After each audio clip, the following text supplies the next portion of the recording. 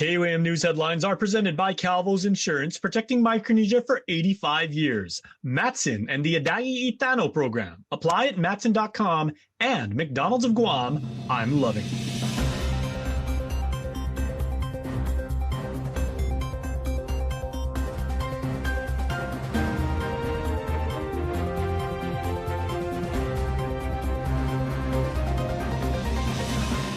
On KUAM News Primetime.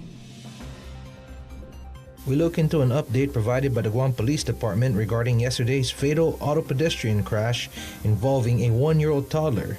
The details on this investigation tonight. A record Super El Nino is developing, and it could increase the risk for more typhoons before the year's end. I'm Mitsuki Hirayama with why weather officials are taking a page from the history books. And after 54 years of serving up unique hot Japanese meals with signature family-style service, Sakura Noodle House has closed its doors for the final time.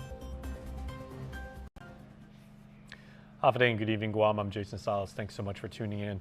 We start our newscast with very, very tragic news as the 1-year-old girl involved in an auto pedestrian incident yesterday morning over in Jotnya passed away, according to the Guam Police Department. GPD says the toddler was walking in the driveway of their home in Polantet when the driver of the vehicle was reversing and collided with the child. The toddler was then transported to the Guam Memorial Hospital and succumbed to the injuries sustained, but GPA said later on Thursday the investigation is ongoing. Well, in other news tonight, the Marianas has been hit with back-to-back super typhoons. Third may be in the books with Tropical Storm Saudel forecast to develop into a typhoon overnight. But is it normal to experience this many typhoons in a single year? And what does that mean for the months ahead? Matsuki Hirayama takes a trip down memory lane into KUAM's archives as the National Weather Service looks to history for that very answer. Winds at 115 miles per hour with stronger gusts. Vehicles here in Tamuning were thrown as if they were toy cars. The scene seems so unreal. 90s was a crazy decade for tropical cyclones in the West Pacific. And anytime you talk to somebody who's been in Guam for 30, 40 or more years, they're going to talk about storms from the 90s. From Super Typhoon Omar in 1992. We saw this an antenna today that had toppled onto a car, and it was a rather pretty extravagant hood ornament for the size of the car. Kind of crushed the hood and the roof right into the tires.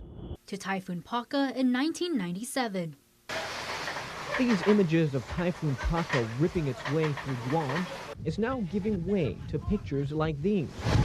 Guam's 90s saw many monster storms that have the island's older generation recalling the power of Mother Nature every typhoon season. National Weather Service meteorologist in charge Brandon Eidlet says 1992 was an especially busy year. Guam saw an incredible 7 typhoons within a 4-month period from August to November. So this is a depiction of all the tropical cyclones in 1992 that had passed within 50 miles of Guam. So 50 miles, you think of how large a tropical cyclone is. It can be several hundred miles across. 50 miles might as well be considered a direct hit. And just when Guam thought it was in the clear, another natural disaster hit the island's already fragile infrastructure. A major 8.1 earthquake the following year crippled the Royal Palm Hotel in Tumon, leading to a memorable demolition in 1993. The spectacular sight took about 20 seconds, but people will be talking about the last moments of the Royal Palm for a long, long time. We're just a very active area as part of the Ring of Fire. And now, while the volcanoes and the earthquakes and typhoons are not quite related, it just points to how much of an active region we live in here in the Marianas. But why the history lesson? A developing Super El Nino is forecast to be the strongest on record this year, according to the National Oceanic and Atmospheric Administration. Eidlet says 92 was also a strong El Nino year. El Nino is a natural climate pattern with warmer than average water temperature near the Earth's equator, pushing the ocean's warm surface water eastward. And what that does is, as opposed to having a tropical depression form near the Marianas, now it's forming closer to Pohnpei, closer to Majuro, the Marshall Islands, and there's 1,500 miles of warm ocean water for that developing storm to cross. 1,500 miles for that system to intensify and become a notable typhoon by the time it reaches the Marianas, just like 1992. Idlet says that increases the risk of tropical cyclones in the Marianas. I know Chip Guard would cite almost a 3x increase, threefold increase, that because those tropical cyclones are forming to our southeast, following that typical motion to the west-northwest, more likely to hit us. The region was already hit back-to-back with super typhoons Sinlaku and Bobby earlier this year, with a third typhoon forecast this weekend. And Idlet says we could still see more typhoons before the year's end. We're getting into the busy part of our fall, and so we need to be ready. 1992 shows that we can have multiples. There's no reason to expect, well, we just had one, that should give us 3 weeks or 4 weeks without another one. You could get two in the same week. It happens. And so we maintain our readiness and just be ready for whatever nature throws. That preparation will be key as Guam and the Marianas face a busy typhoon season in the months ahead. Mitsuki Hirayama, KUAM News. From utilities, some of you may have been experiencing power outages earlier this week, and this issue may continue throughout the month until repairs are completed to the Ukadu power plant. Don Sulat joins us now with the latest on the island's load shedding issues. The new Ukadu power plant is experiencing issues as the plant's steam turbine is currently offline for repairs. According to the Guam Power Authority, the Ukadu plant is designed to provide around 198 megawatts to the island-wide power system. However, because the steam turbine is offline, GPA says the plant's 3 combustion turbines have been providing only 30 megawatts each to the island's power grid. And now the plan is scheduled, they're waiting for springs, specially fabricated springs for the turbine, and that's to arrive on the 25th. And it's going to take them a few days to get that installed, and hopefully the machine is balanced and everything is well with it. So you're looking at the end of August for getting the steam turbine back. Now, some folks are asking if the power plant, which was supposed to increase the island's power capacity and reduce the likelihood of load shedding, is actually doing its job. This comes as the steam turbine has been down since June 23rd of this year and was originally planned to return to service by July 8th. However, as alluded by GPA General Manager John Benavente earlier, because they need a replacement part that is done by special order, it will take time to come to Guam. GPA says because of Ukudu's reduced output combined with, quote, scheduled maintenance and unexpected unit repairs, end quote, generation reserves have tightened in recent weeks. Although GPA says load shedding remains a last resort and is, quote, implemented only when customer demand exceeds available generation, end quote, some folks have been critical of load shedding, as it was the cause of the government of Guam's connectivity issues occurring on Tuesday. With GovGuam's Office of Technology saying that Tuesday night's power disruption impacted several government agencies, including the Guam Police Department and the Department of Public Health and Social Services, affecting SNAP recipients. So this begs the question for our island's power grid. Will it be upgraded and ready as Guam and the Marianas prepares for more typhoons this El Nino season? Or will the island continue to be in a state of on and off power even before a typhoon makes landfall? For now, I'm Don Sulet reporting for KUAM News. Don, thanks so much. Let's move on in our rundown now. As earlier this week, a sting operation involving GPD and confidential informants led to a major drug bust and the rearrest of a convicted felon involved in a fatal shooting.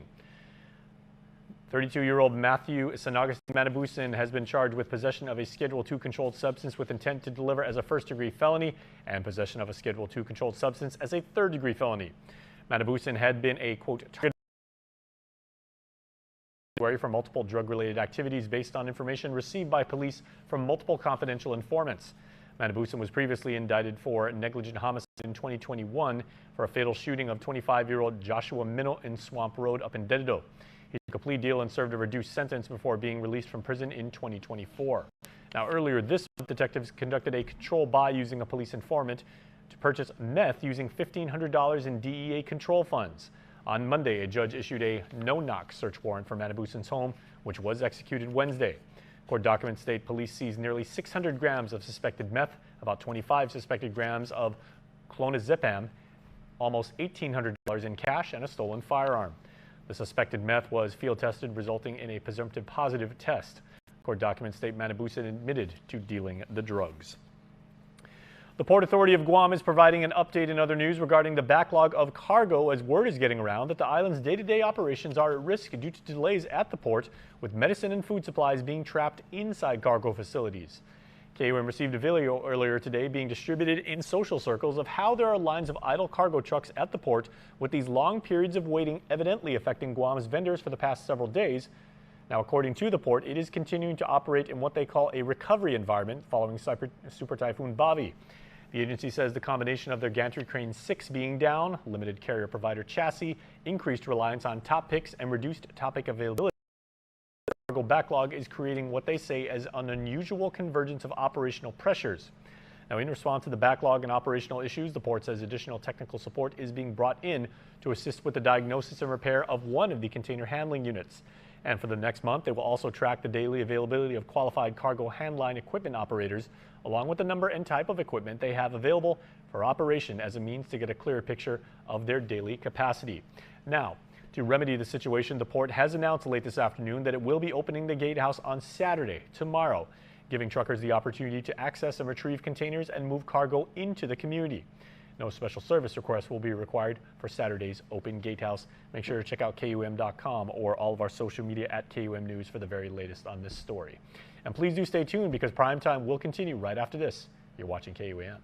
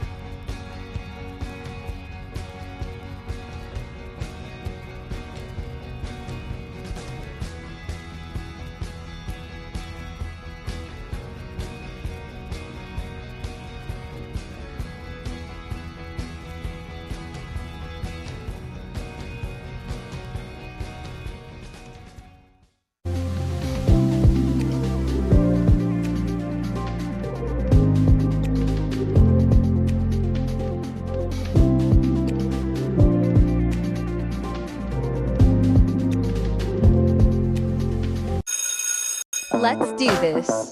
Pack the backpack. Fill the lunchbox. Cover basics. Start new adventures. Whatever's on the schedule, Kmart has everything you need, all in one stop. Kmart, let's make a great school year. Attention contractors and future homeowners. Join the Guam Contractors Association for its industry fair on Friday, August 28th at the Desatani from 9 a.m. to 4 p.m. Discover the latest products, services, equipment, and innovations from Guam's construction industry. Admission is free. All are welcome. Come network, explore, and find inspiration for your next project. For more information, call the GCA 671-647-4840. We'll see you there. My Pet Story is brought to you by our community partners, Raising Cane's, Guam Animals in Need, Milkbone distributed by PDC Wholesale, Pet Shippers Guam, Enterprise Rent-A-Car, and the KUAM Care Force. Okay, everybody, Janice is back with more fun, more friends, and more fur. Yes, Lots more fur. I'm so excited. I love all these pets. All month long, Jason, I'll be introducing you to stories of furry friends and, you know, around the island and the people that take care of these loving adopted pets, giving them homes and giving them all the love that they need. My series, My Pet Story, is all part of NBC Universal Locals Clear the Shelters campaign, an annual nationwide pet adoption and donation campaign held each August. KUAM is proud to be a part of this initiative. My name is Kyla. This is Rebel Chaos, and this is her pet story. Rebel, what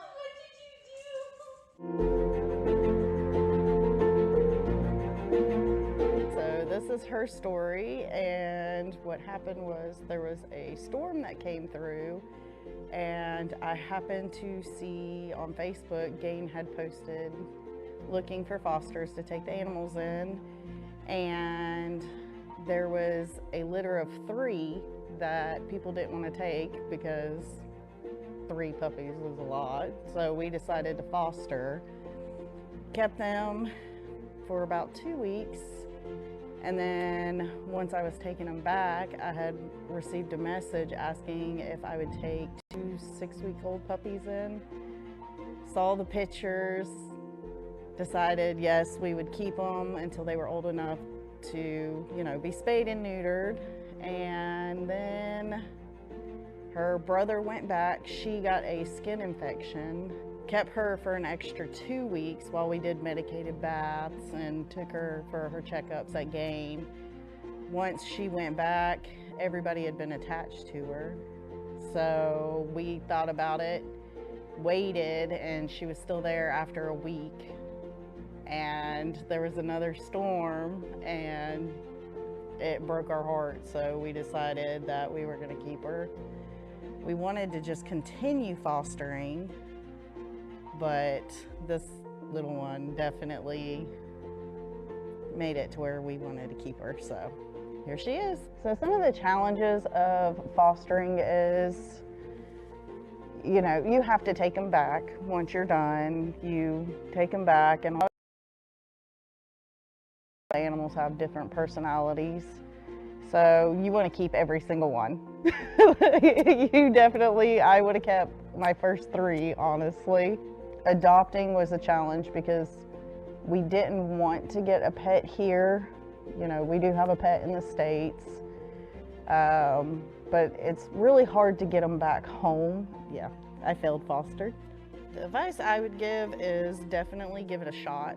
It is hard to take them back, like I said, because you do get attached and you want to keep them. Fostering, if you cannot, you know, keep a pet permanently, fostering is the way to go. There's so many animals here. They deserve to have somebody to love them and care for them. So my advice for fostering is try it. Adopting, you know, make sure you can take care of them, give them what they need, give them the love and attention. Rebel Chaos destroyed it just to get the squeaker that no longer squeaks. If you can't, I would say just foster. Okay, 3rd time doing this segment this month. 3 for 3. You knocked it way out of the park. I loved it. Way out. I am so spoiled. I get to meet all these amazing little fur animals, and this week's Rebel Chaos, hysterical. I loved it. But again, I'll be back next week with another heartwarming story. And don't forget to do your part. Clear the shelters this month. Follow Guam Animals in Need on either Instagram or Facebook, or Gain, as we all know them, right? So it's to learn for more opportunities to adopt or foster a pet in need. But that's all for this week. I'm going to pause. Get it? I'm going to pause. You like my jokes. I'm going to pause for now, but we'll be back with you guys next week with another first story. Thank you. Bye, cheese. My Pet Story is brought to you by our community partners, Raising Cane's, Guam Animals in Need, Milk-Bone distributed by PDC Wholesale, Pet Shippers Guam, Enterprise Rent-A-Car, and the KUAM Care Force. All right, let's take a look at some matters dealing with island business now. As here on Guam, we love food. We love making it, we love sharing it, having conversations around it, and making really amazing businesses with it. And one such operation with a track record of happy customers and success with their amazing food has closed its doors for the final time. Patrons of Sakura Noodle House were met with some unfortunate news online as the popular island eatery announced that it'll be closing its doors after 54 years in business on Guam. The Chamooning restaurant for more than a half-century has hosted parties, graduations, brunches after Sunday Mass, birthday parties, business meetings, and countless family dinners.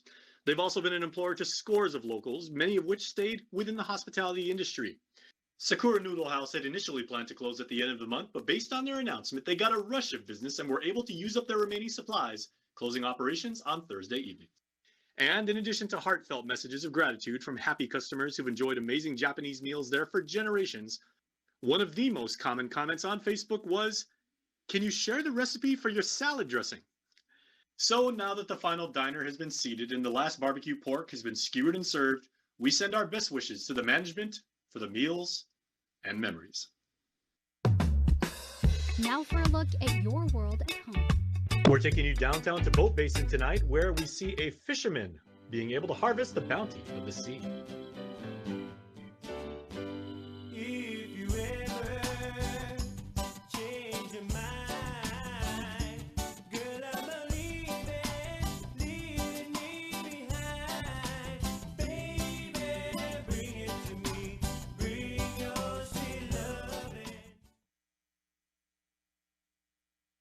Don't need a work break, keep the smile on your face. The moments you can't replace, and I'll be around. Whoa, you can count on me, count on me for life. Wherever life takes you, we're always here for you.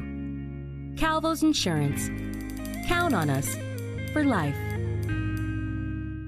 Now it pays to spread the Better Together experience. With our brand new referral program, you can earn up to $150 in account credits for every referral you bring in. That's right, family, neighbors, friends, even your coworkers. Just pass them your account name and account number. When they sign up for Docomo Pacific service and drop your info, cha-ching! Credit apply. So spread the word and start stacking those savings. Additional conditions may apply. Docomo Pacific, we're better together. Life moves fast. Yes, helps you keep up. Can we open an account? Yeah, let's do it. Did I pay that bill? Yep, you sure did. What about our vacation? Oh yeah, start packing.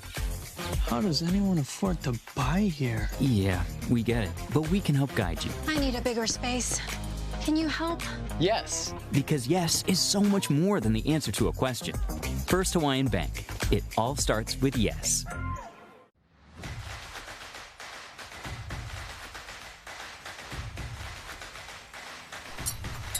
Tonight's sports feature is brought to you by Cars Plus.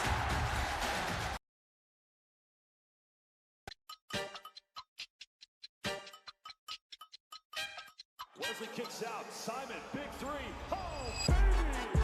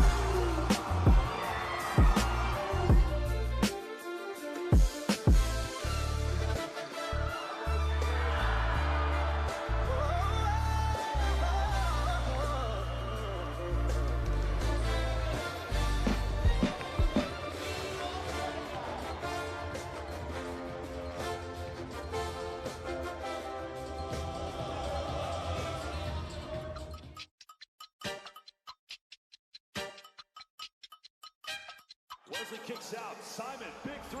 Oh, baby!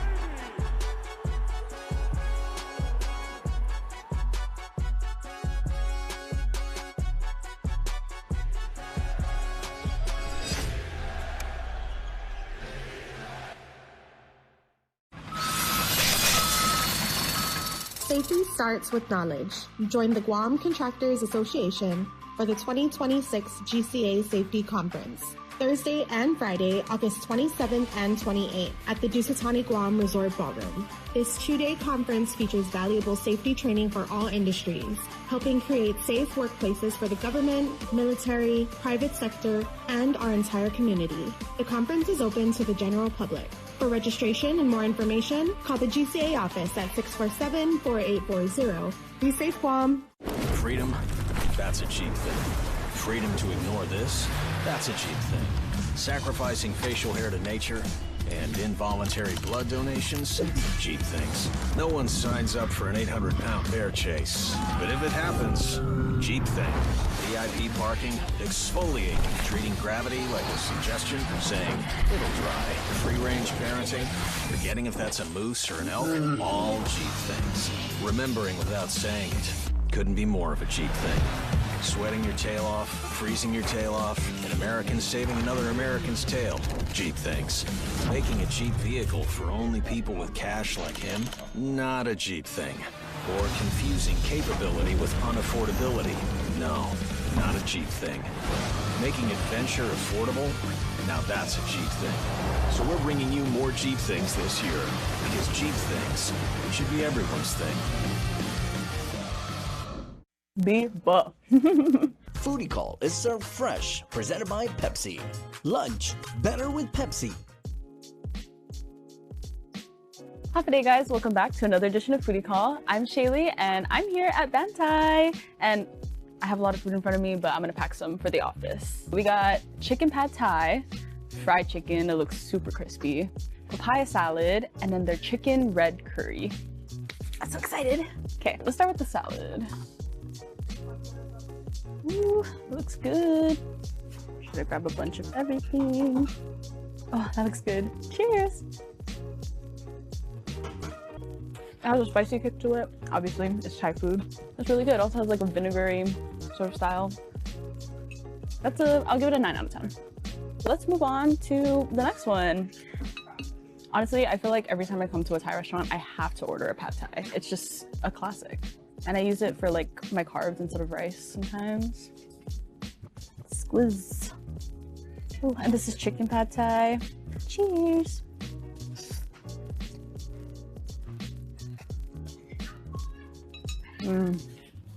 Oh my god, it's so good. That's a classic right there. All right, let's go take a Pepsi break because lunch is always better with Pepsi. Cheers, guys.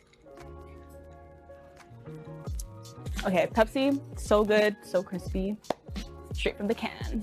I think I'm gonna go for the fried chicken before it gets not crispy. Oh my god, look at that, guys. Cheers.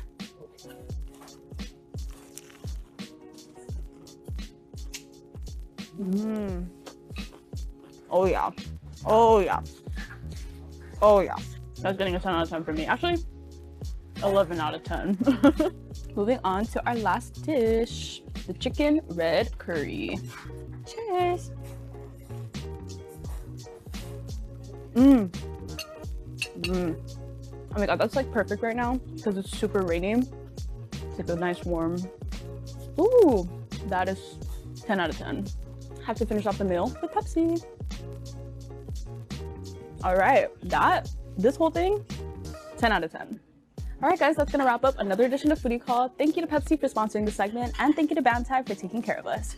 You can follow them at Bantai Guam on all socials for their specials and their hours. And we'll see you guys next time. Bye. Foodie Call is served fresh, presented by Pepsi. Lunch, better with Pepsi.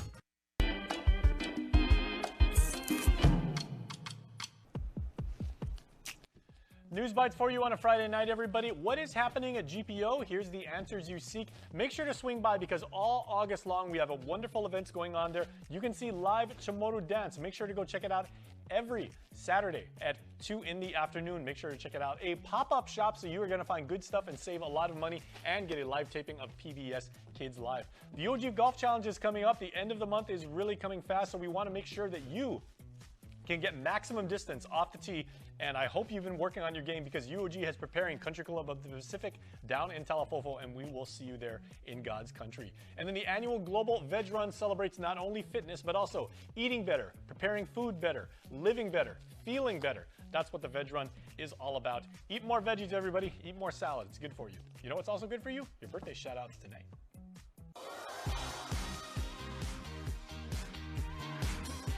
Friday, happy birthday wishes to Kiri and Rio. We hope this new year brings lots of happiness, exciting travel adventures, great memories, and plenty of reasons to smile. Here is to another amazing year, Kirian. I don't know what I've been told. I don't know what I've been told. Someone here is getting old. Someone here is getting old. Your Cold Stone Creamery birthday cake winner for this week goes to... This week's winner of a Cold Stone Creamery ice cream cake is Stephanie Araman. Stephanie, we will message you and let you know when you can swing by Cold Stone Creamery and pick up your extra birthday present. We hope you enjoy. Want to wish your special someone a happy birthday? Just click the QR code here on your screen or email birthdayclub@kuam.com. That's your show, everybody. Please stay safe. We'll see you on Monday.